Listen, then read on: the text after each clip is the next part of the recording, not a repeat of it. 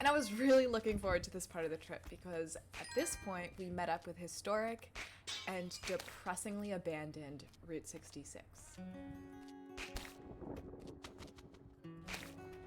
Route 66, or the Mother Road, was built in the 1920s and was one of the very first highways in America. It ran from Chicago to Los Angeles and was the primary route for westward travelers for decades, creating a booming economy of mom-and-pop shops and small towns along the route to serve travelers. But following World War II, the U.S. realized its need for an interstate system at Germany's level, so President Eisenhower passed the Federal Aid Highway Act of 1956, which funded the construction of I-40, a paved interstate, which now runs much of the original Route 66 route. But the interstate bypassed all of those small towns, leading to the scenes you're seeing here.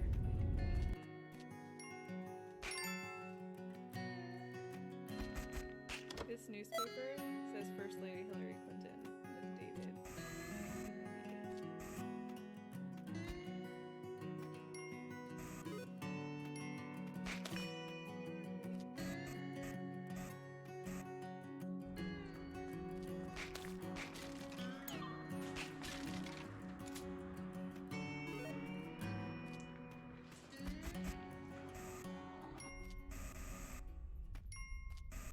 And to wrap up our day on Route 66, we made it to Sandia Crest in Albuquerque just in time to watch the sunset. The next morning, I headed over to meet Lauren Pacho, an Instagram friend who is an incredible cedar ship boat builder, and check out the detailing that she puts on her vessels. And then I swung by Albuquerque Exotic Woods to pick up a piece of alligator juniper, which was the only woods that they had that was actually grown in New Mexico. And that's going to be a theme of the next several states. It's very difficult to find woods grown in the desert. It was a breeze to work with though, and one of the prettiest woods I think of the lot, and it smelled great, but I just resawed it, sanded it, and then laser cut it no problem. It was not particularly hard, so the laser didn't have a hard time.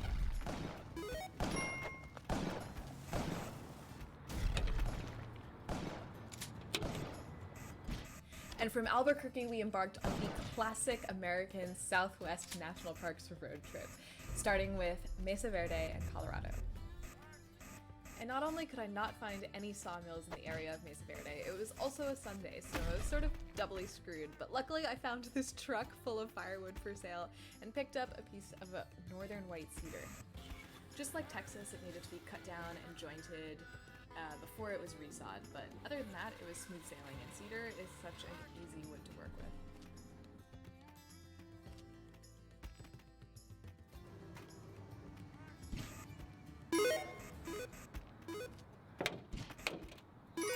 And the funny thing about driving into Utah is you're immediately greeted by strange rock formations on the side of the road that would probably be a national park in like any other state, but in Utah, it's just, you know, a rock on the side of the road.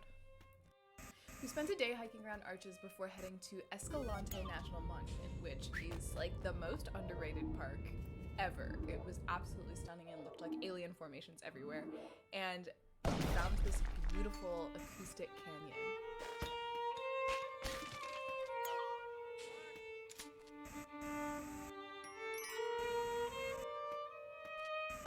This is my variation on the waltz my uncle wrote called Belle Michelle. I'll link it below. And then I found these really strange mountains that looked like someone had run a planer over them. But I guess it's fine because I also found the shavings. But anyway, Bryce was mind-bogglingly beautiful, and Zion was equally mind-bogglingly beautiful, but unfortunately in neither of those places are an abundance of sawmills. So eventually, after several days in Utah and finding nowhere to acquire wood, I gave up and bought a slab of petrified wood at a rock shop. Now this proved to be quite a challenge for someone who only owns woodworking tools, but luckily I turned to Twitter and I ended up finding a fan with an awesome lapidary shop not far from LA. We were pretty much able to accomplish everything using the rock slab saw, so first we trimmed off the excess, and then we ran each edge down the saw, resawing about 1/4 of an inch, and then just cut it into shape. And I gotta say, cutting rocks is a soggy process.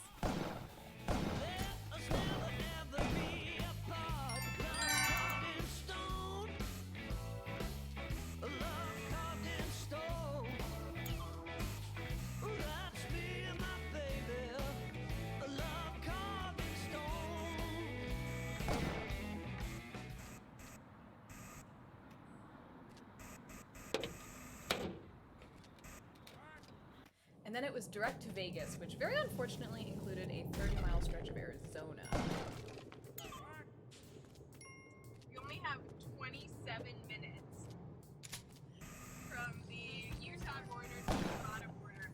How the heck do I find wood in the middle of a desert in 27 minutes on an interstate? I haven't seen a single tree since we entered the state of Arizona. Not a single tree.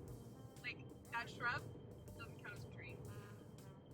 Needless to say, I unfortunately did not get a piece from Arizona, but I was able to score a Nevada piece of cottonwood. Cottonwood is a cool tree. It's technically a poplar that lives in the riparian zones of the Southwest, meaning it only lives along streams and rivers.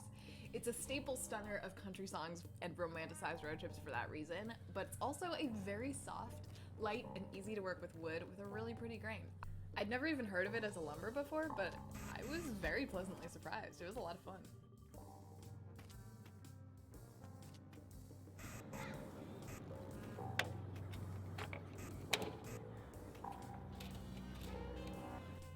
And after a night in Vegas with some college friends where we all managed to all-you-can-eat ourselves sick, it was time to buckle up and drive the last 4 hours to LA. Greetings from California, everybody! This is Aaron, and he's letting me use his shop, and it's, you know, a Friday night, because that's when you go over to people's houses to use their shops. That's right, COVID. And this is a piece of red gum eucalyptus that was harvested in Altadena, so up north from Pasadena area. It's all yours. Sweet, so there's my California wood, my very last piece of this puzzle. Aaron is an awesome maker who I also found on Twitter, and he let me use his shop a couple times during this project because I did resaw everything and then my laser couldn't cut through it, so I had to come back and resaw everything thinner. Anyway, it was pointed out to me that red gum eucalyptus is an invasive species in California, so although this does meet my map rule requirement of having been grown in the state, I do have a fan sending me a piece of redwood from Northern California just so that we don't have any invasive species.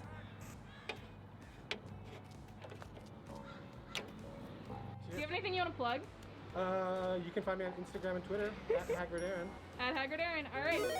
And with all the wood collected, it was time to actually build the thing. Okay, so here's my dilemma. Basically, the piece of sheet metal I got that all of the magnets will stick to is too flimsy on its own. And so that means I have to make a frame for it. But luckily I've got all of this stuff, and this is all reclaimed cedar I got from a Facebook Marketplace post right after I moved here, actually, and it's architectural salvage from a mansion in Beverly Hills. And from what I can tell, it's actually, I think, Western red cedar, which is the same stuff you build canoes out of. I'm saving these long pieces in case I maybe want to build a canoe or a kayak out of it.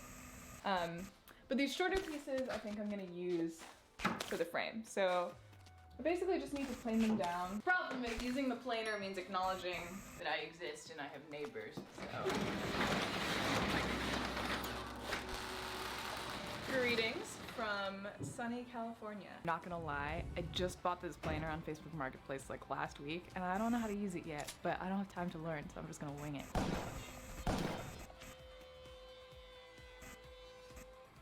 Alright, now that these are all the same width, my friend Alan is letting me use the table saw at his old makerspace because I don't have a table saw yet, as you can see.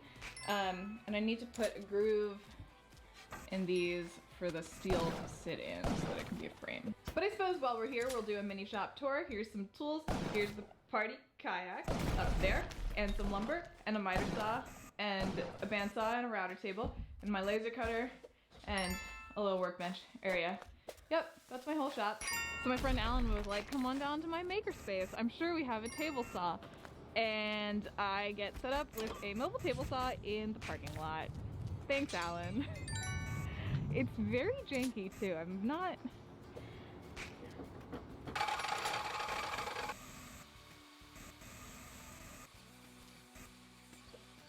In this dramatic camera angle, you can see here a wild zygote in a natural habitat hunting her prey. 2020 has been a wild year, and every table saw blade counts. Alright, enough with the antics. I just needed to lower the table saw blade so I could cut a groove.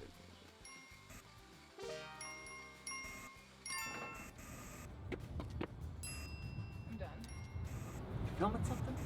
And with the grooves cut, I headed home to cut some miters and make it into a frame.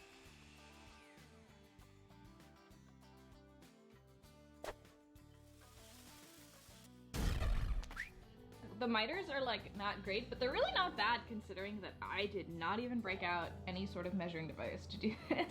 It's time to make the map. So I put out yet another call for help on social media. I swear, if you're not following me on Instagram or Twitter, you're missing all of my begging. But anyway, I found Calvin and he helped me vinyl cut this map outline. This is a professional weeding. Yeah. Pro level weeding. Almost. Oh, I saw that.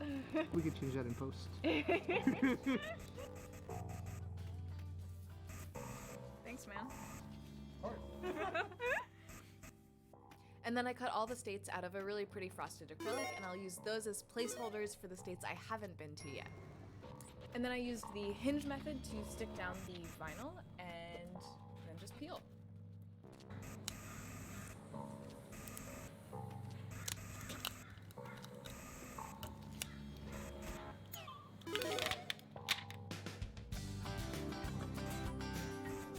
Now let's just double check that these are in fact the right size.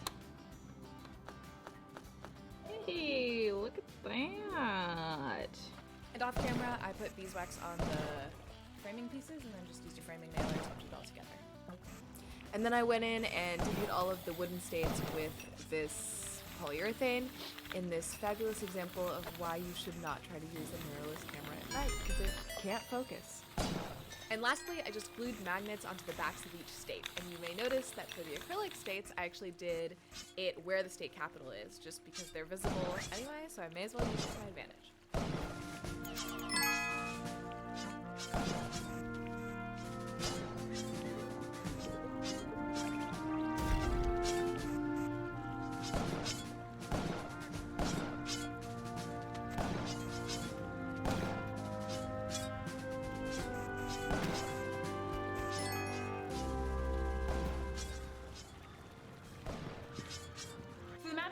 With all 12 states that I visited on my trip, but obviously there are way more states. But if you can send me wood from your state and I use your wood on my map, I will send in response the acrylic placeholder that I made in the meantime. And if you want, I guess I can sign it, but I don't know.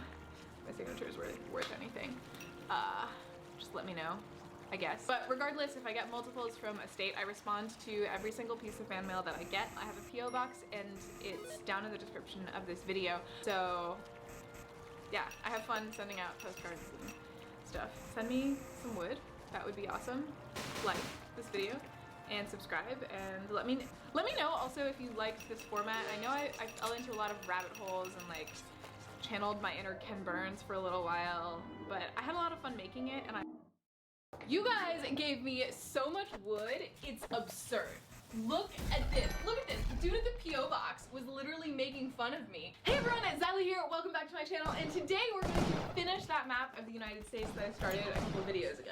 So if you're new around here, basically when I moved from Ohio to California, I stopped in every state along the way and got a piece of wood that was grown and milled in that state. It was only 12 states, but you guys sent me the rest of the United States, including Alaska and Hawaii. I opened a few of the ones that came early off camera, and I quickly realized that I should do it on camera because some of them come with incredibly good stories. And that was the moment I realized I should probably make a part 2 video where I finish the map. So probably that's what this is. You probably read the title. I don't really have a plan, so you know more about this than I do right now.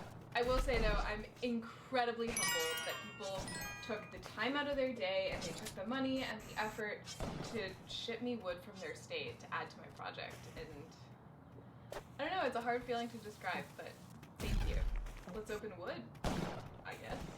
All right, first up we have, this one is from Oregon. This is the only person, by the way, who just like wrapped up some wood and mailed it. And I want to point out that I have before just written addresses on a piece of wood and mailed it, and they all went through, including one to Pat Labs in Canada. The only one that didn't go through was Laura Kemp's in Germany, because Germany Customs was like, nah, we don't do this. Zyla, here's a piece of Oregon maple. Love the channel, keep up the great work. The content? And content, got it, nice. Oregon maple, this is beautiful. Very curly.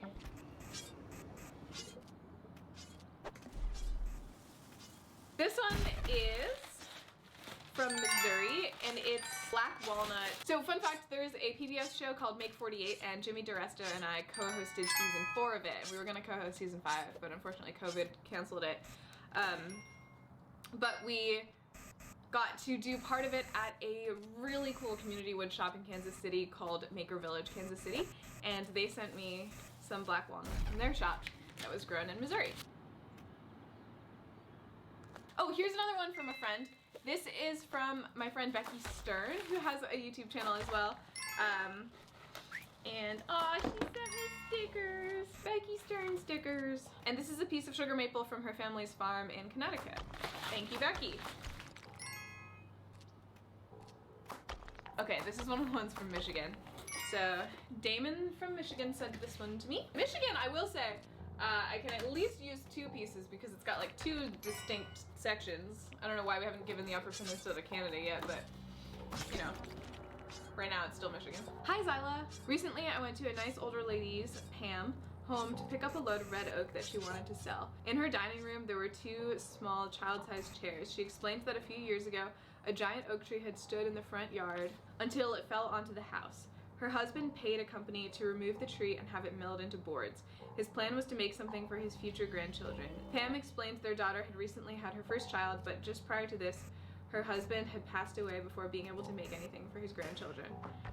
Pam had some of the wood made into the 2 chairs before selling the rest of the wood so she would have something to pass on from Grandpa. The section of wood I'm sending you is from that wood I got from Pam that day. And this is why I'm opening all these on camera. It's like so humbling that people trust me with wood that has stories like this. So thank you, Damon and Pam. Thank you, Pam. You don't know it yet, but this is beautiful. All right, this is from Keith in North Newton, Kansas. Man, is it confusing that Kansas City is Missouri. Like, who thought that was a good idea? Dear Miss Foxland, enclosed, please find 3 slices of Osage orange wood, sent in hopes that one of them can represent Kansas on your Woods of the United States map. Osage orange, a member of the mulberry family, is not recorded as being indigenous to Kansas. It is, however, the species that any farmer would identify as best characterizing Kansas, as it's the primary tree planted in the half-mile and mile windbreaks that are ubiquitous in this part of the state, to the extent that it's referred to locally as hedgewood, or simply hedge. Each year they litter the ground with softball-sized, bright green fruit textured like underripe mulberries, which are utterly useless but fun to throw if you don't mind the inevitable sticky results. The enclosed slices are from a small slab I've had for many years. Fresh cuts in Osage orange wood range from vivid green to actual orange. The surface cures to honey brown with exposure to oxygen and UV, as you can see on the one face and on the end grain. I apologize for the poor resawing job to get pieces easy to mail. It's a hard wood and my bandsaw blade is not new. Wow, you wrote the history bit for me. This one is from Cumberland, Maryland. Oh my gosh! They sent me a little cutting board, charcuterie board thing. Thank you. And wait, that's so cool. Okay, this is a Cedar Strip kayak by Mike Calhoun, who's the one who sent me this, and it's featuring his work. So they've sent walnut from Maryland, red oak from Pennsylvania, and West Virginia pine.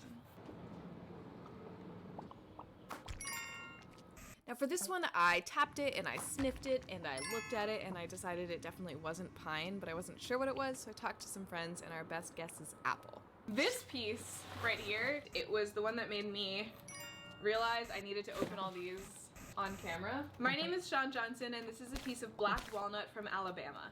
It was harvested before I was born by my dad and his friend Raymond in 1974 or 1975. My mom wasn't 100% sure.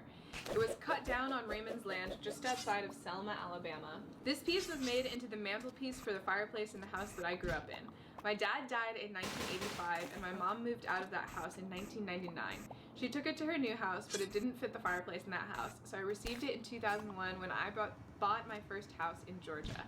Sadly, it didn't fit the fireplace in my house either. It sat in the closet until 2008 when I shipped it off to Oklahoma to be built into the neck of a banjo.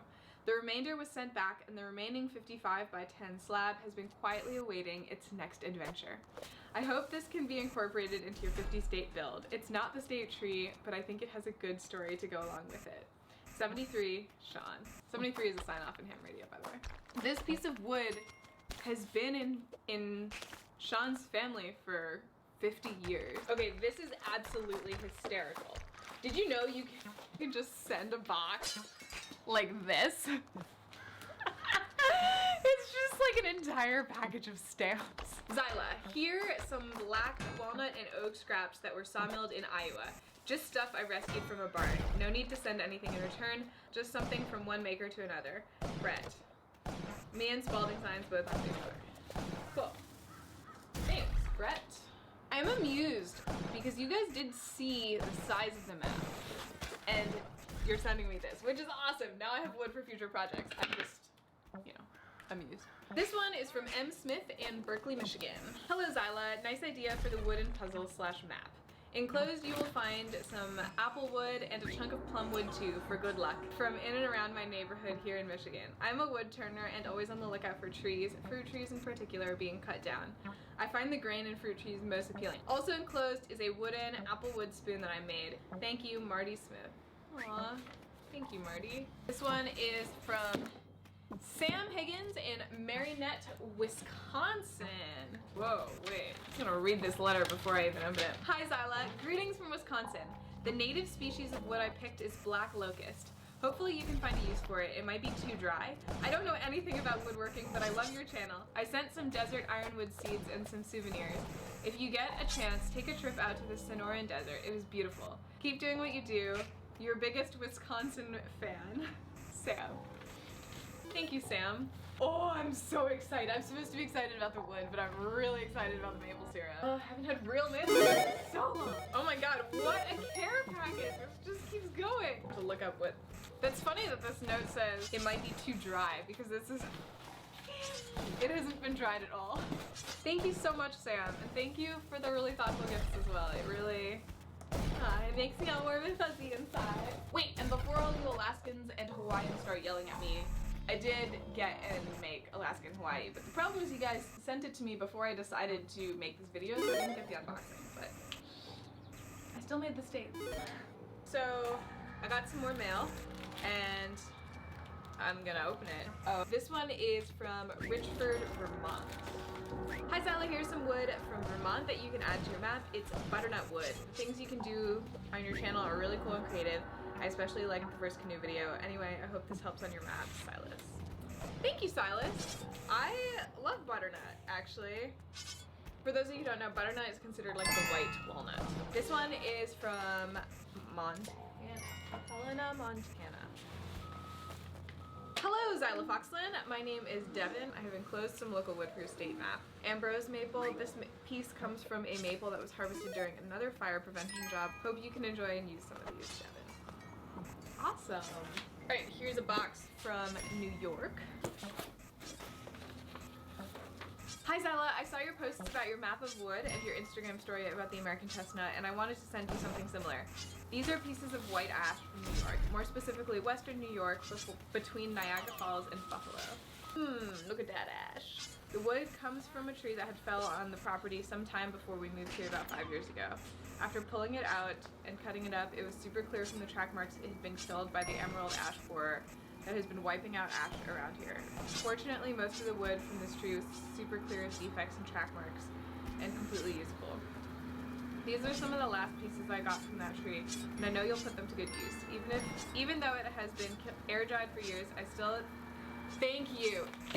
Even though it has been air dried for years, I still threw it through a bake and dehydrate cycle just in case. This is awesome because I was actually really scared about like being responsible for transmitting any invasive species. Ugh, gotta love some nice ash. Here's a box from Nebraska. Ooh, this person has a wax seal of their very own. That's cool.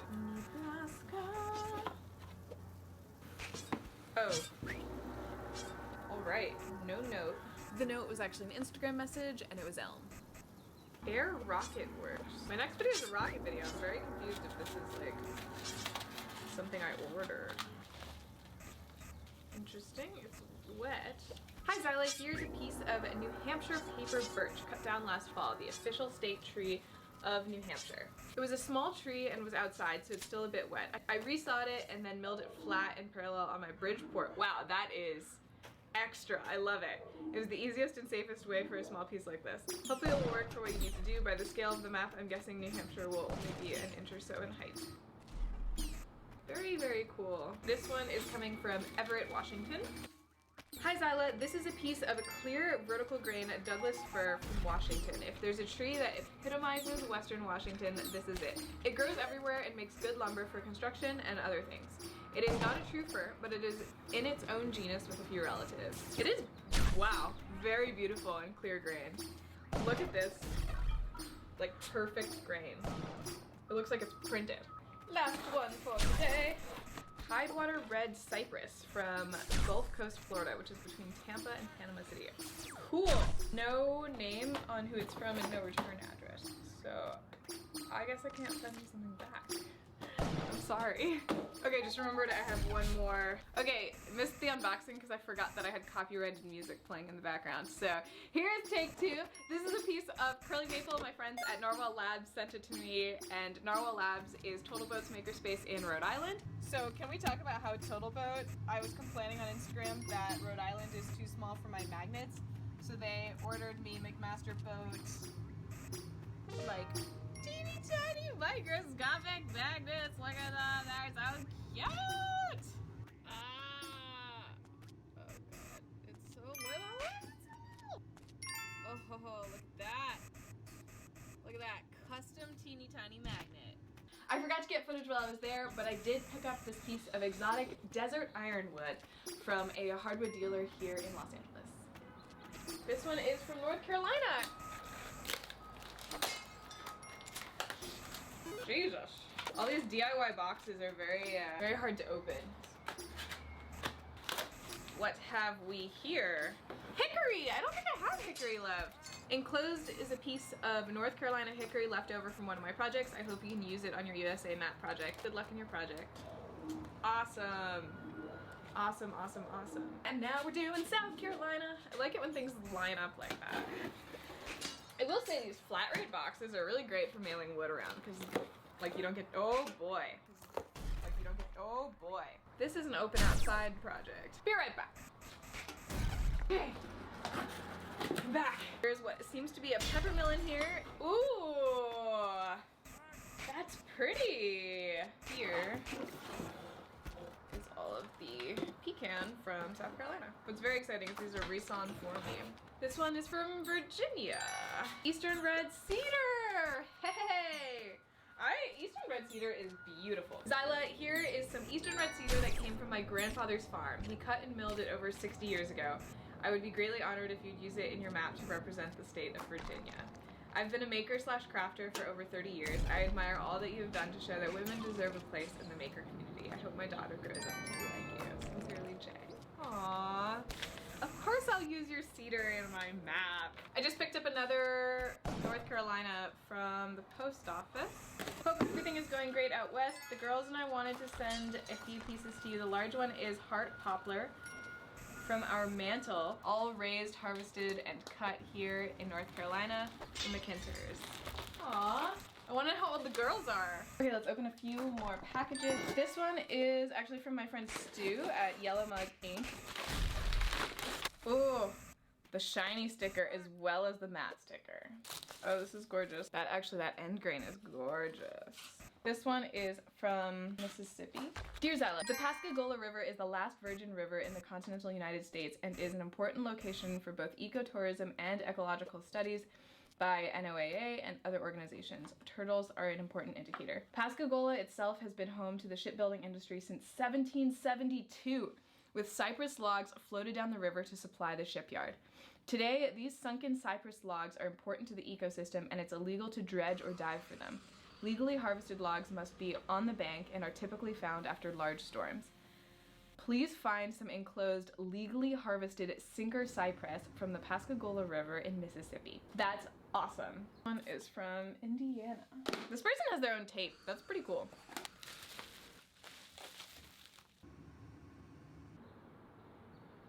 All right, I picked up a box today from Louisiana. So this is Cypress from Louisiana.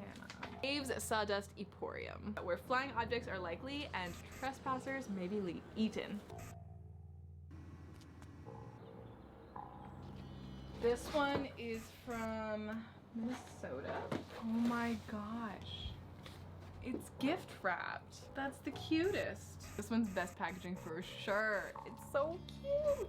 Let's read the card. Hi, I'm a maker and architectural designer in Minnesota with a lumber hoarding habit. Relatable. In this box, you will find one weathered red cedar board from the first ever house construction project I worked on in the Twin Cities. The second is a Douglas fir board from some high school bleachers in eastern North Dakota. North Dakota, oh my gosh.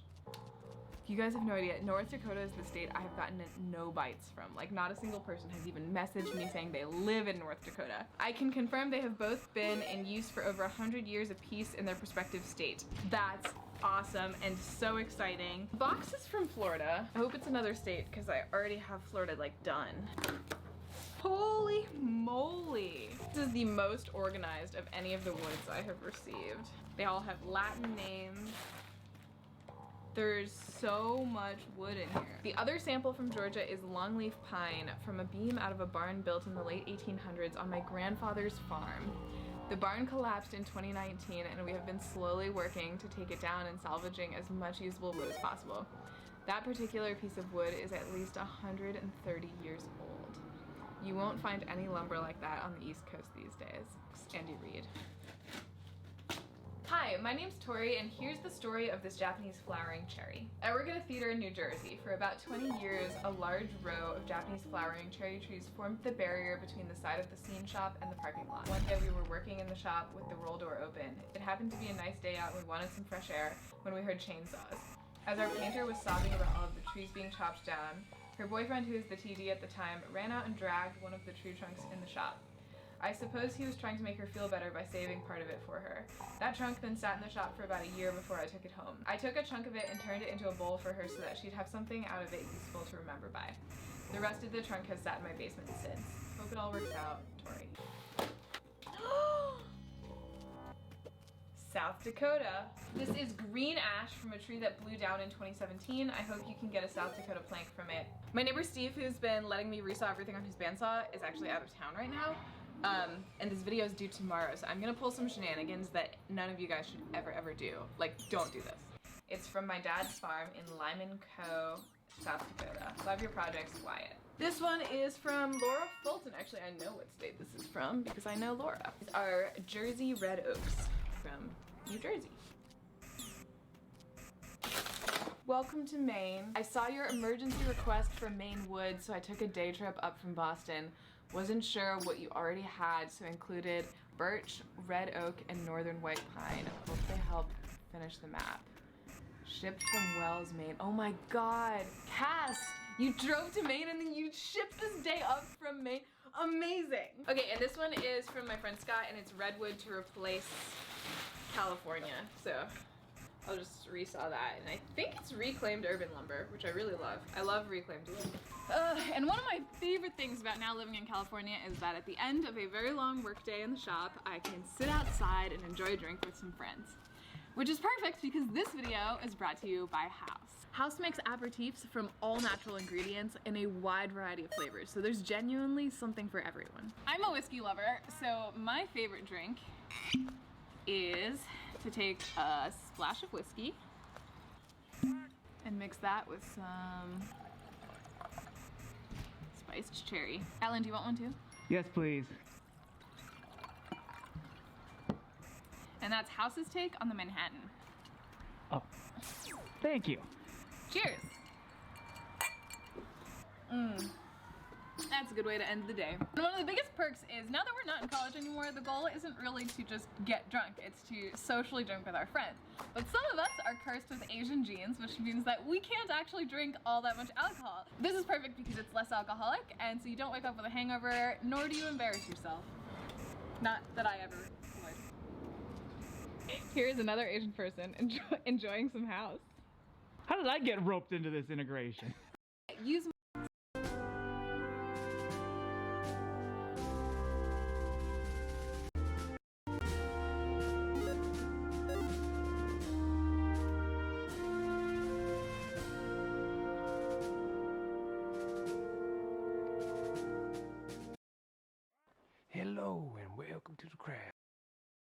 Newbie Dan here. Martin St. Louis, you Are fall damage resistant, like most jumpy mobs would be? Is there any frog down here? Could be anywhere. This lava hole, for example. Where did it go now? Ah. Well, it hatched. Our experiment confirmed that it kept the name tag. And maybe I released one of the frogs, but now is confirmed as this one has no name tag. Something's froggy is going on. Where did this frog come from? The mystery of the frog. Okay, yeah, but now it's time to be impressed, alright? Some birds. Whoa. Oh, baby. Man. Yep. We're reaching epicness here slowly but surely. I mean, I need to hear, I'm not fully done, you know, as you can see, some of the stone structures are missing sandstone structures. But here I will have huge windows and stuff, and I first need to grind for a ton of sand and, you know, smelt glass. I need tons of green glass, and that should be cool. Yeah, shoveling sand is really a tedious job now, since, you know, shadow technology is broken. Some people might or might not look into it at the moment, if there's any way to pull it off, but, you know, they patched it good this time. But, you know, there's way to update suppress, and that is the first step. But, yeah, developing things like that take time. I just thought there was a frog sitting up there on the corner. Yeah, frogs. Maybe it's in swamp. We will recover it. And of course, you know, also I will have to do so much terraforming. Right now I pretty much just chewed out or bit out like exactly the spot we need or space we need, but obviously all this terrain needs to be leveled out and then made flow nicely into the surrounding areas again, say on this side here and so on. It's like, then look at the perimeter. We need to do all the walls, the floor.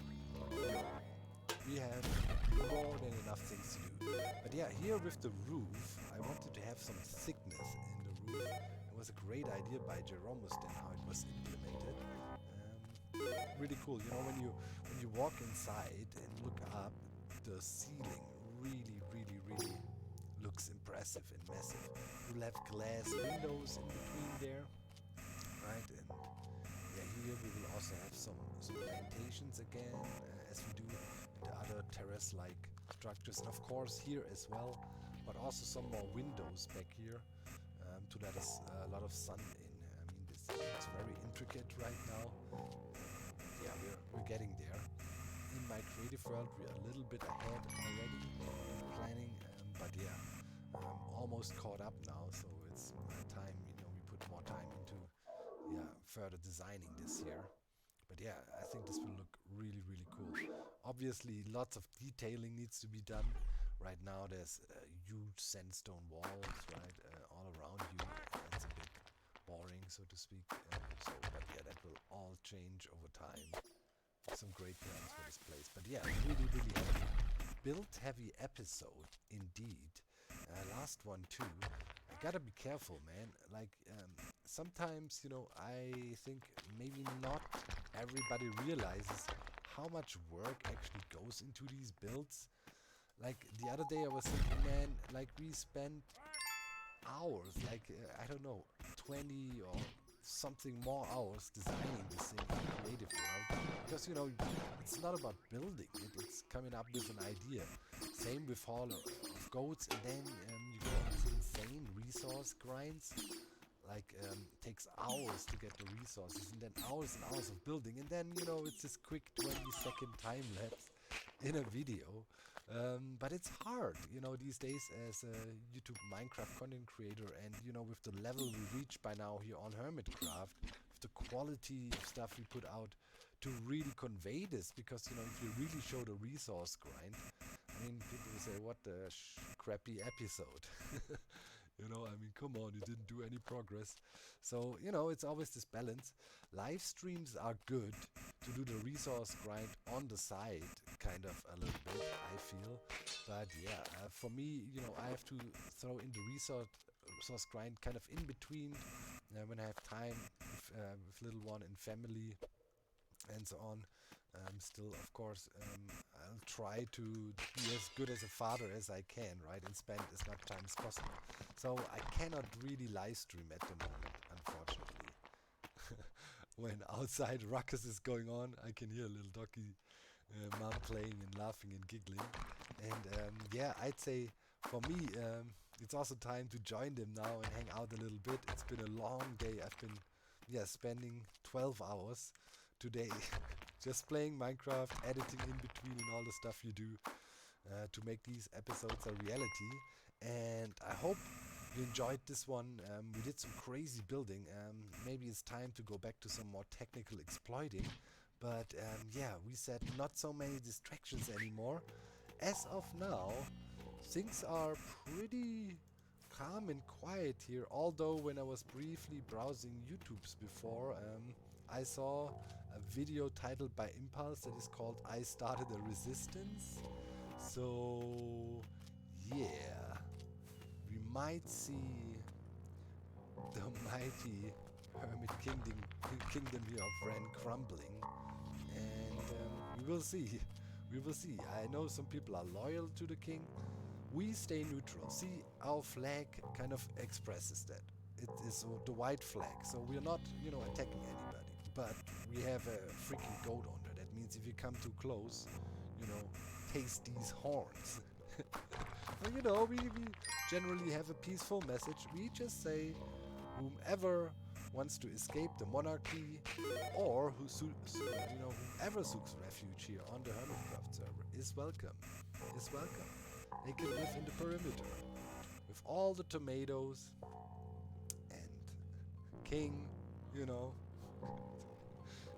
prime real estate, I would say. I'll see you next time. Thank you so much for watching. I'm out. And where's King again? Wait, King? I'll have a look. Bye!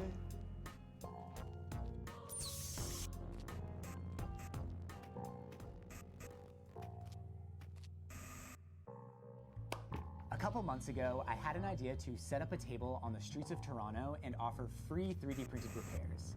I was super excited about this idea, so I immediately started planning it, but pretty soon I realized that there were some major challenges with doing this on a street corner, and that if I set this up in an existing business with power and protection from the elements, I would have a much better chance of success.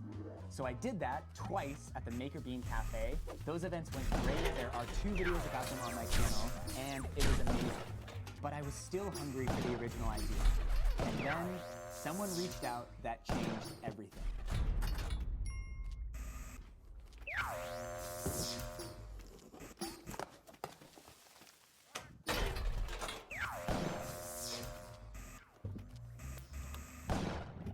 This is the EcoFlow Delta 2. It is a portable power station that has 1,024 watt-hours of capacity.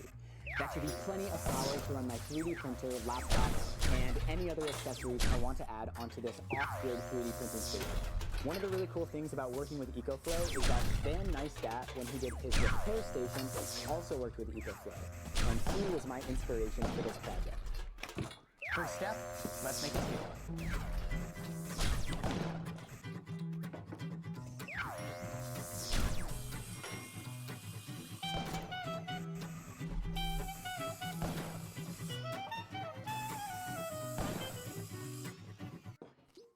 Oh, I saw you in the camera monitor, and I was like seeing a ghost.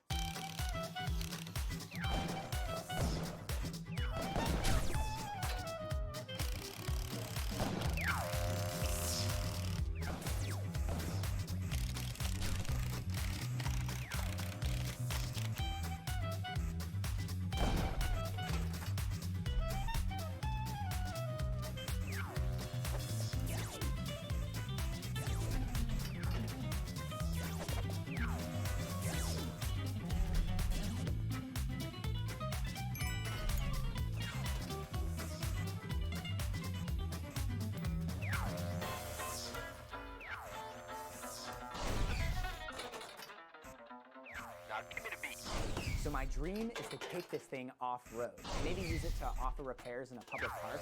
So I picked up these huge pneumatic casters, and hopefully these plus the solar panel and the battery will allow me to go just about anywhere.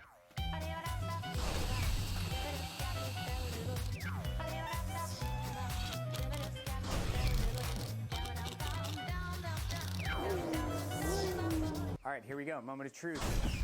I feel like this thing is gonna be super heavy. Oh yeah, it's beefy. Let's see, we can flip it. That. Oh yeah, there she goes. Wow. Oh, that is nice. Wow, this thing rolls smooth. Woo. I don't know what was wiggling like that. Okay, my turn. I'm gonna show you what I want to do with it. I'm ready for my Mai Tai. Okay, just don't let me hit anything.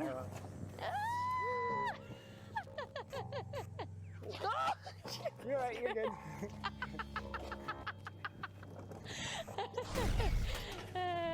Here, wait, I want to try to push it with the one wheel. Warp speed! If there's not weight on the four wheels, they kind of like go all crazy. It's like when a shopping cart, you know, when the wheel goes like that. All right, we gotta go quick because there's a car coming. There's a bush. Morley, there's a thing. There's a stop. Stop. I got it. What are we gonna hit? Oh, now my butt's facing it. Oh boy.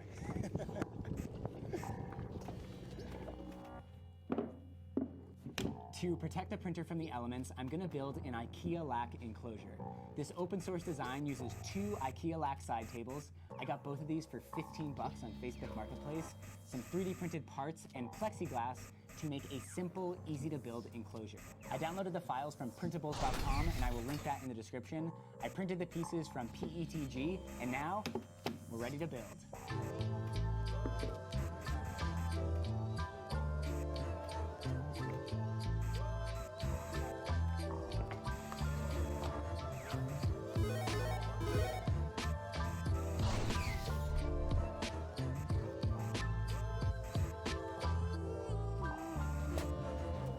So before putting the top on, I'm just gonna drop the acrylic sides into place.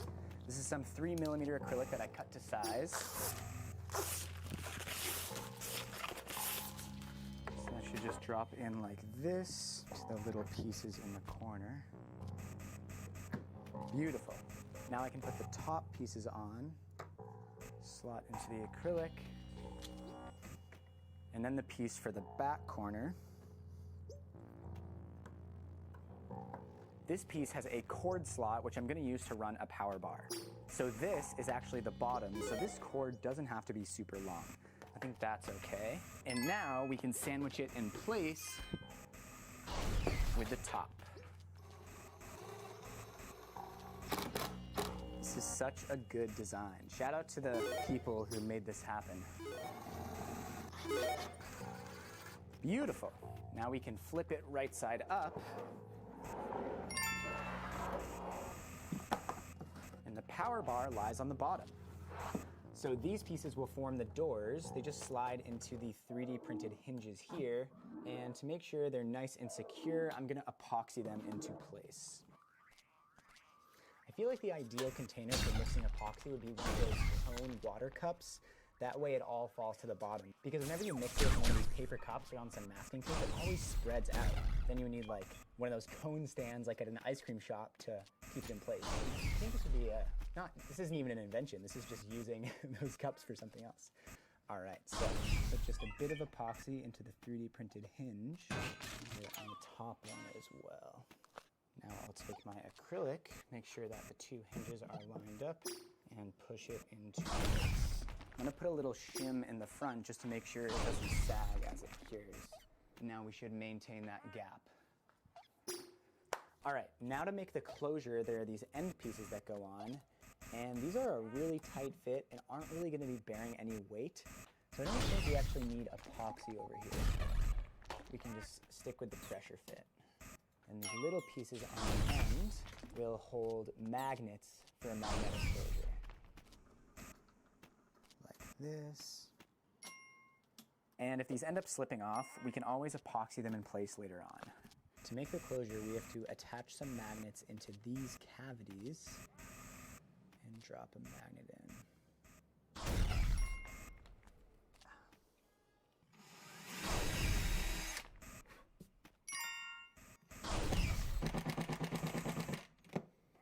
All right, so we'll see which way the magnet is.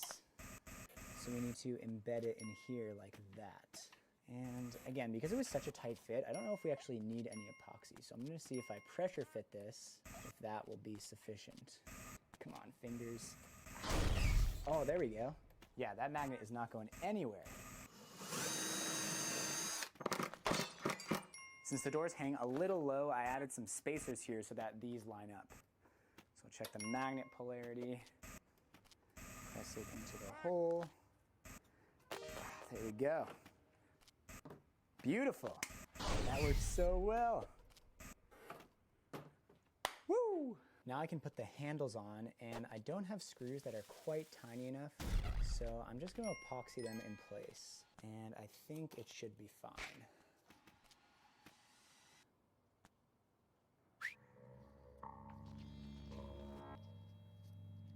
Lovely.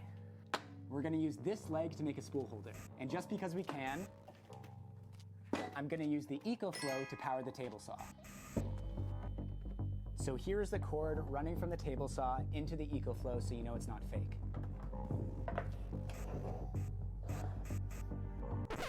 What happened? So it's on. Wait a second. Where's the manual? Why isn't it going? Oh, we gotta turn AC.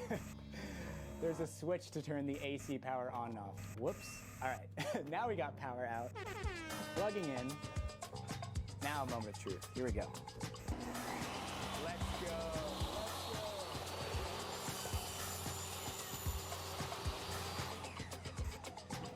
Let's go. Not a problem. Now, since these are hollow, we can press these 3D printed pieces into place. Ah, perfect fit. So then the spool holder will go like that with a dowel in between, and the filament goes right into the guide hole. All right. Having another person here would really be helpful. Oh boy, okay. Now in business. Okay, there's one. There we go, okay.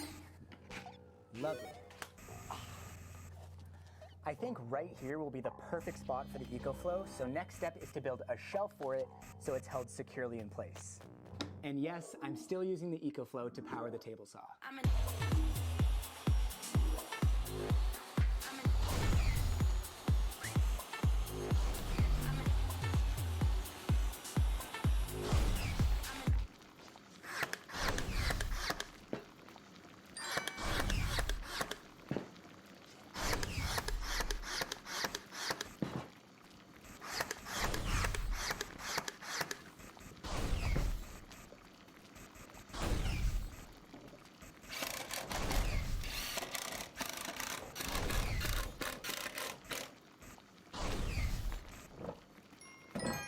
Oh, perfect fit.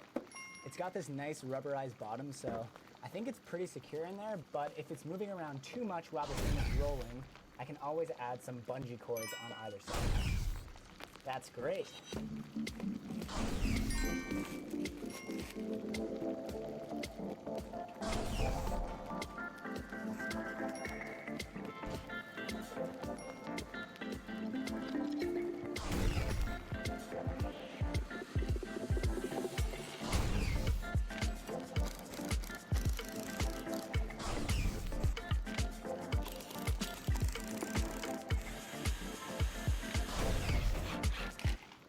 Nice, that's not going anywhere.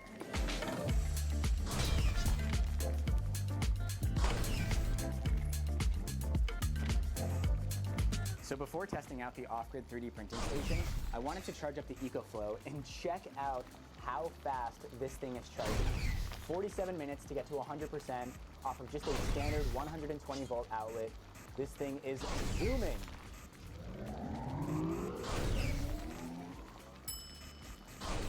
All right, let's test this thing. All right, let's test it. already got the off-roading wheels. Yeah, off-roading successfully. Start.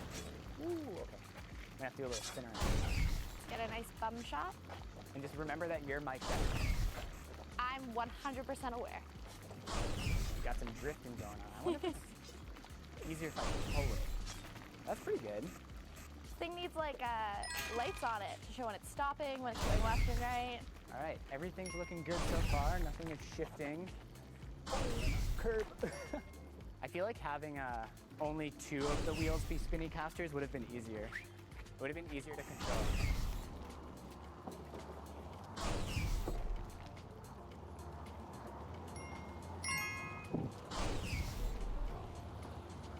Street crossing successful. Ah.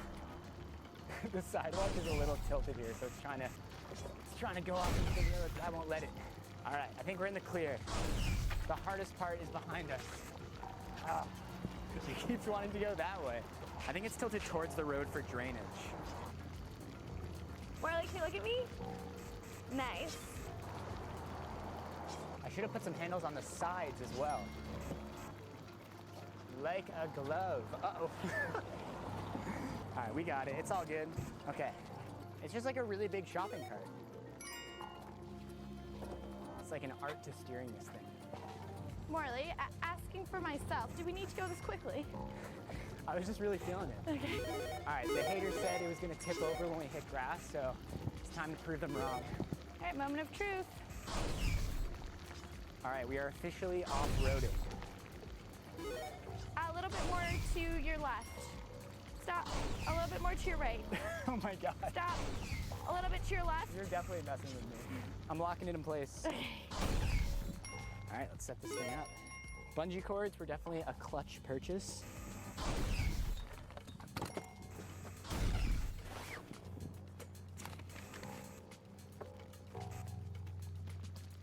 I am so sweaty. Open up the ventilation on my pants. Vent My your pant pants. ventilation. Can you see that? Ooh, I'm gonna plug in the camera battery, get all my charging happening. Oh, perfect. I can charge the microphone case. Ooh, I'm also gonna charge my phone.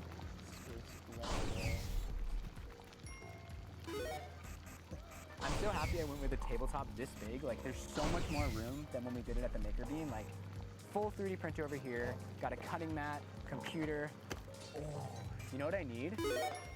I need a caliper holder right here. Then I will be fully set up. First print in the off-grid station. Let's do this. Ooh, I love the shot through the case. All right, 1 hour print. Woo! Inaugural off-grid 3D print. Should like bash a bottle of champagne or something. That would be awesome. I think I'd get one. Great. Love me some caliper holders. Love me some good first layer teaching. Shout out to the enclosure. All right, let's see your skills. Oh, nice. Pro dismount. All right, so that's gonna go right here. Oh, you know what I just realized? This thing has screw holes. I didn't bring my drill. Okay, I need to go back and get the drill. Hang on. All right, I'll be back.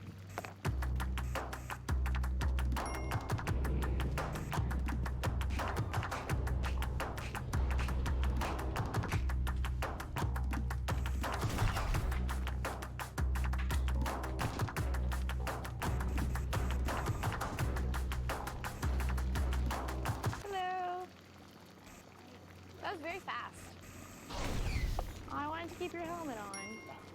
It's printing really well. It's almost on the first layer. Nice. Look at that adhesion quality. Ooh, I want to see how the EcoFlow is doing. How much power has it used? So I think when we got here, it was at like 97. I took a shot. okay, so it's been charging like 4 devices, running the lights and the printer. That's pretty good. 91, 5 hours to go. Output 158 watts and counting. I think there's enough outlets to also charge the one wheel. Oh yeah. All right, we got every outlet in use. I mean, I do have a power bar in there with 4 more outlets. Oh, we also got all the USB ports as well.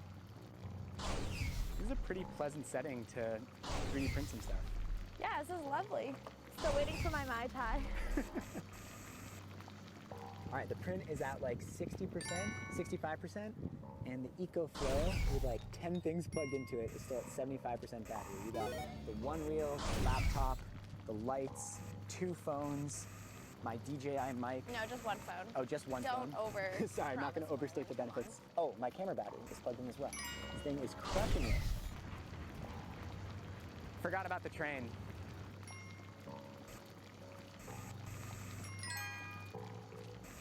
Professional. Spoke too soon.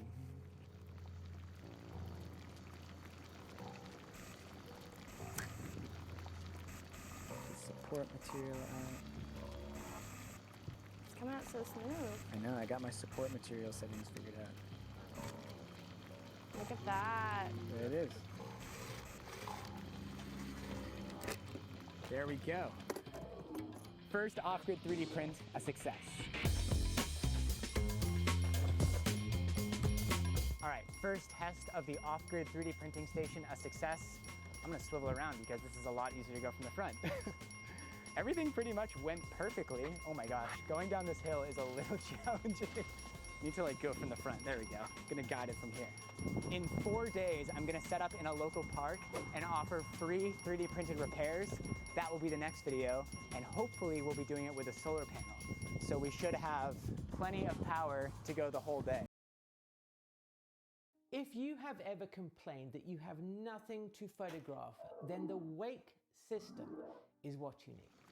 The first question you want to ask yourself is, what is worthy of shooting?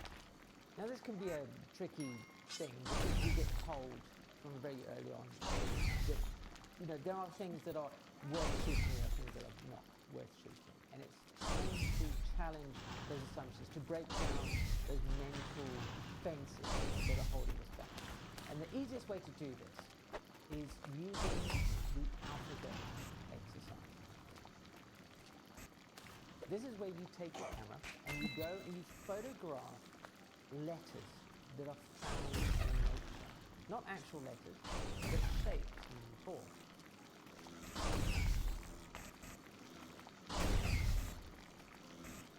Those are some of the more simple ones, but I'm sure with a little bit of practice you'll be able to find some cues, maybe. That'd be amazing. This exercise is so vital into challenging the way that you see the world, to making you see the world as a photographer, that it was the very first exercise that we were assigned at photo school.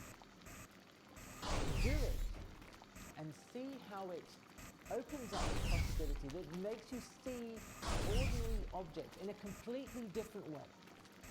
As a photographer, you have no doubt seen other photographers spend the entire time taking pictures standing upright, taking photographs at the same eye level, time after time, only considering the world from one viewpoint. Now that gets boring and it gets stale very quickly because we see that way the whole time. But look at a photographer like Elliot Erwitt. When he takes the time to see the world from a bird's-eye view, how different does this scene look now? How open to more possibility, to more adventurous photography is it because he's changed his perspective? And you can do the same thing too. You can squat down low, get a worm's eye view. You can go up high. You can get right up close to something and photograph it as if your nose was touching and you were looking at the top of the thing. And of course we shouldn't forget shape, form, texture. These can also be subjects in and of themselves. The alphabet exercise was teaching you to see these things rather than to see the subject as purely what it is in a literal sense. This is a skill that people are using to find interesting photographs, to get over this hump of saying, oh, I am just surrounded by boring things, there's nothing to photograph.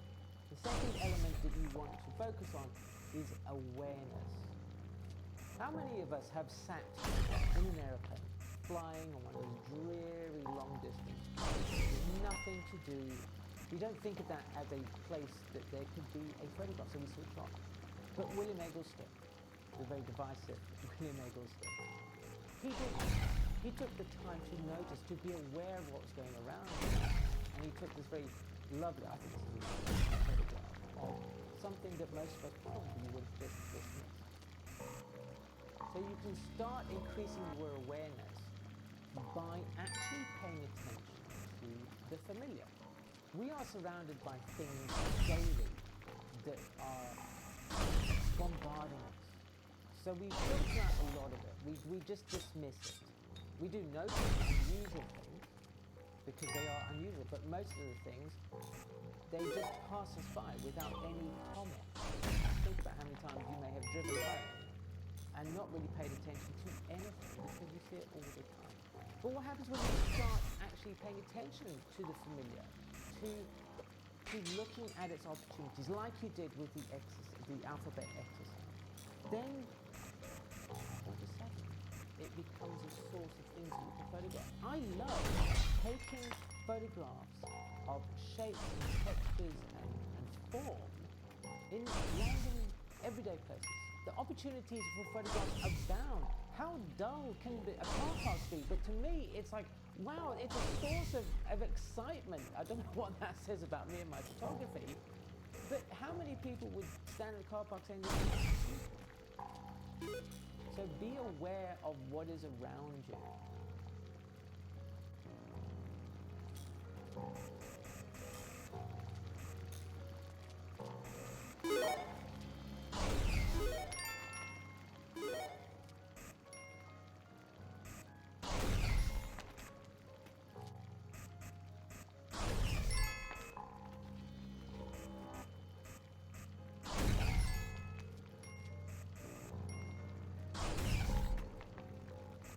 Light, that is at the heart of photography, isn't it?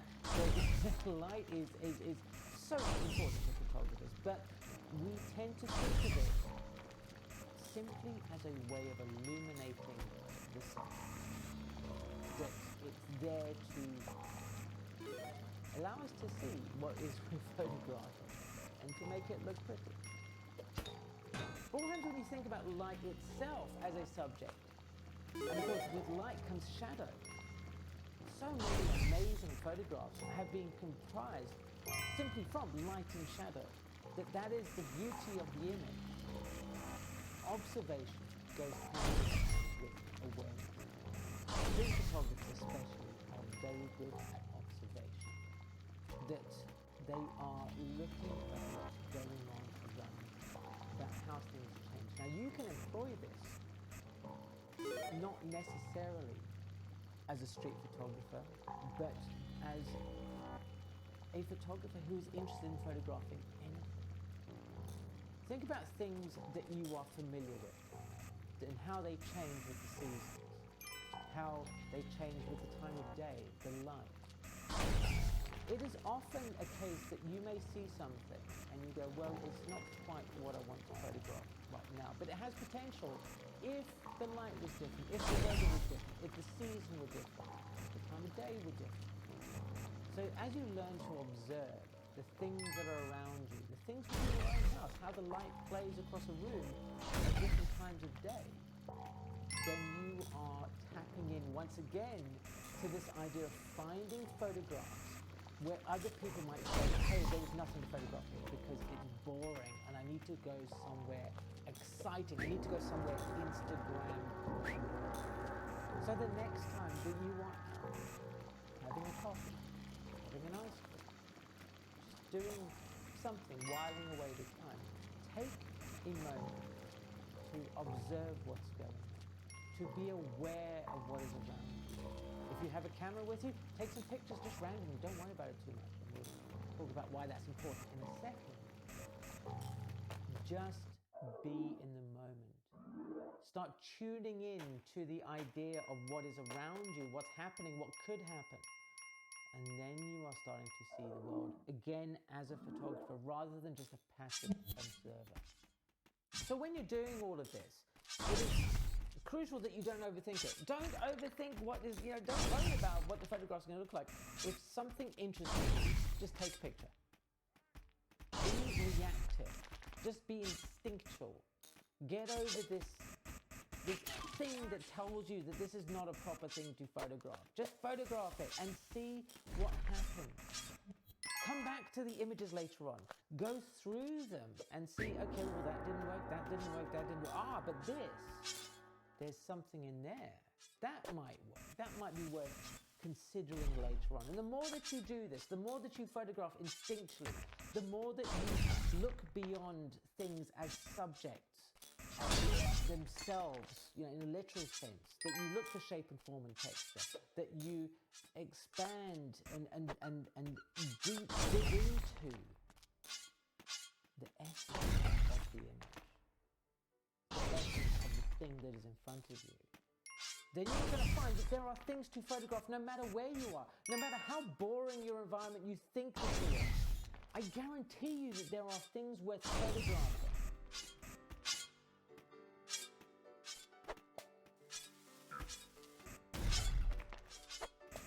Ansel Adams, and if you've got him on your bingo card, you can cross him off right now, said that if something excites him, it would make a good photograph. And what he means here is that he has been interested in something, that something has caught his eye, and he is, he's excited about it, quite literally. Now, you might say, oh, well, that kind of makes sense. Of course he says he's excited. But when you are excited, when something intrigues you, you are going to devote more time to it. You are going to, really explore it because you are having fun. And that's, of course, the point of photography. Tapping into this excitement, tapping into this connection,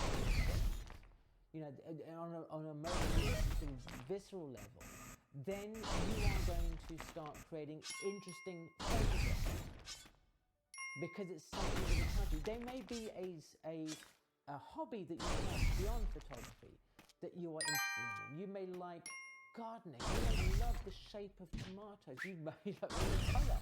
You may love peppers. Look at all the older photographers who were exploring with things like shape and form and texture, were also interested in the objects themselves. Edward Weston, him photographing the peppers, and if you look closely at the peppers, there's more than just the shape of the form. There's also suggestions in there of other things. I'd like to see if you can jump into and think about the things that may be a bit in there.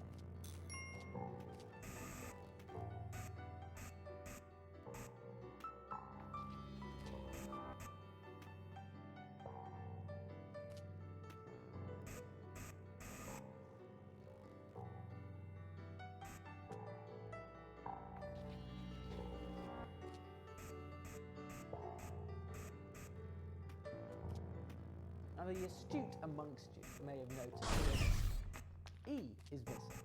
And E is for experimenting. E is for just exploring your photography, just seeing what comes up. I was talking recently with a person who I mentor, and they were showing me abstract photographs that they were trying out and exploring the world in a different way. And they were so exciting to see. I loved the way that he was going in a direction that was uncomfortable for him, but he was trying things out, and beautiful photographs with the result. So take that, explore different processes, explore different approaches, explore lying on the floor. Ask yourself what happens if I try this? You may surprise yourself. Knowing the language of photography is crucial to growing as a photographer. And if you'd like to improve your visual language skills, I have a course that I've linked to in the description box below, which will help you do just that. There's also 10% off until the end of September. So click on the link below and start improving your... Pick it up, ready? No. You're ruining this intro, just saying. Today we're going to talk about 5 projects that we've learned sell really well for us. So we got a question the other day on Instagram. Go follow us on Instagram if you haven't already. But we got a question of somebody asking, what do you make that sells the best? Like, because there's a ton of different projects. What, as a beginning woodworker trying to make some money, what should I go towards to make money? And so we just replied with the 5 things that we made the most of. We thought that would be a pretty good topic for a video. So we're just gonna roll through the 5 projects that are just kind of our go-to, explain what's good and bad about each project, what we've learned by building several of them, and hopefully that'll spark an idea for you. Maybe you can use these as your go-to, or it gives you the confidence to get off the ground with your business. 5 projects are so versatile and so ubiquitous that like you can incorporate. Ooh. I know it's a big word. Ooh. I heard AVE use it, so. Wow. Yeah, ubiquitous means it's everywhere. You might have. So these are 5 projects that you can make so different and so unique that if a customer just says, hey, can you show me something XYZ that you built, you can point to one of these projects and say, well, I can do it just like this, but in a door or in a shelf or in a cabinet, something like that. And honestly, in your portfolio, people like to see pictures of things that they can see themselves buying. So if somebody wants a coffee table or they want some bar stools, but all your Instagram or whatever portfolio has in it is like super tiny, detailed keepsake boxes, they're gonna be like, I don't know if they're quite up my alley. Let's just get into it. We've been talking at you. That's our transition. That's the transition? That's our transition. Okay, so number 1 on our list of super common projects is a desk. We have made multiple videos on YouTube of us building desks. That's just what people want. People want and need desks, whether it's to fill space in a room or they genuinely just need a work area. We'll get a lot of requests to customize desks, whether that's cable management, wireless charging, certain types of legs that they want. But when it comes down to it, they're super simple to make and customize. So if you have a picture of one in your portfolio that somebody thinks is cool, they can look at it and say, hey, that's awesome. And then can we do 2 extra holes for cable management? And you're like, yeah, sure, no problem, super easy. So very versatile. There's a lot of directions you can go with this one. You can change the style of them, the look of them, the feel of them. And when it comes down to it, it's still just a really usable desk. And then a little bit more on the sales side of building desks and why we absolutely love building them. It's because it is great practice for you as a salesperson to upcharge, to add little extras, to add accessories and customize it for them. And really, as you customize and it takes more time and more materials and more skill, it's gonna naturally cost more, whether it's... We're back in Florida for this week's video. Scarily, it seems the state has had more than its fair share of disasters.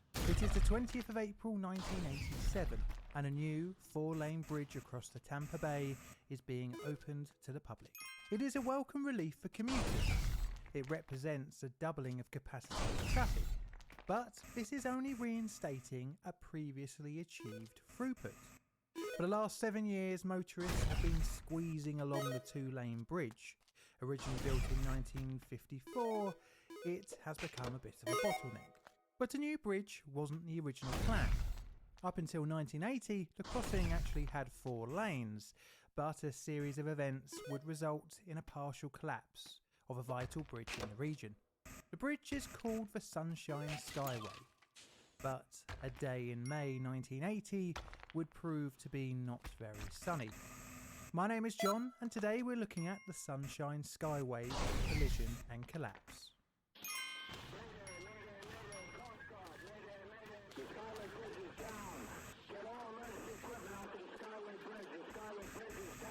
Background. Our story starts not with a bridge, but a ferry in 1927.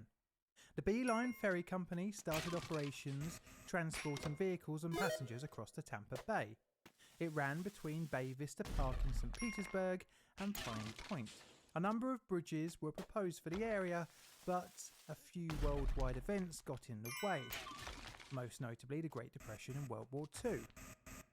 Eventually in 1944, in preparation for building of a bridge at some point, the St. Peter's Port Authority bought the remaining of the 50-year franchise of the ferry service. It was to be operated until a new bridge was completed, but construction wouldn't begin for another 6 years. Over the remaining years of the 1940s, several concepts were produced, but again, the bridge seemed far away when contractor Bale, Horton and Associates failed to raise the $10 million required in funding. Finally, in 1950, another contractor, Parsons, Brinkenow, Hogan and MacDonald, was hired, and this time they secured the money. The bridge was to be one of the longest in the world and would require construction of its own concrete factory. It was to be roughly 15 miles long and would require £12 million of structural steel, £8.5 million of rebar, and 1,115,000 cubic yards of concrete. I should say that this bridge is only one of two that made up the final Sunshine Skyway that would experience the tragedy in 1980. This fair structure consisted of 32 concrete piers set every 135 feet apart, with a central shipping channel which had a space of 864 feet between piers.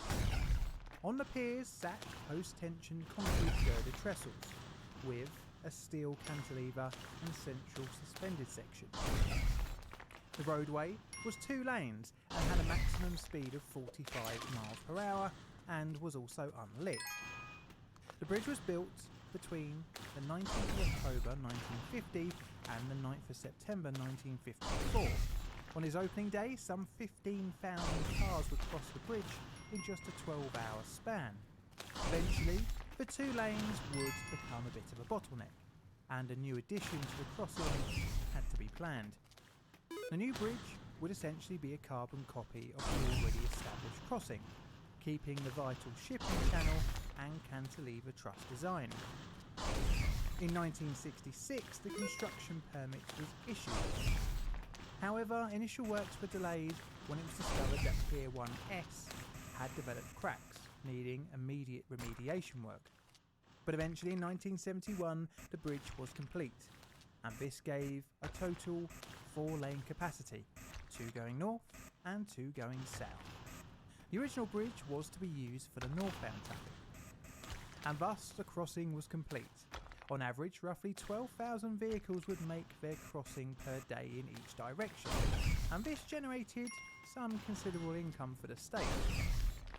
The bridges, although built with shipping traffic in mind, didn't have much in the way of protection. A 400-foot wide channel had been cut into the riverbed when the original bridge was constructed. Wooden piles had been installed to protect either side of the original. Hello, makers. So I was in denial for a couple of days, but it's official. I'm sick. So I've been using this time outside the workshop to edit a video I've been putting off for some time. In fact, the proposal came almost 2 years ago, back in the spring of 2015. It was for Quincy's Chicken Shack, a sister restaurant to the wonderful and delicious Twisted Root Burger Company, for whom I constructed the as yet unconfirmed world's largest beer bottle chandelier. Check out that video if you haven't yet. This one was proposed to me as being shabby chic with a country flair. It was months in design and construction and was finally installed several months ago. So here it is, the Quincy's Country Fried Chandelier. I'm gonna go see. Probably put some bourbon in it.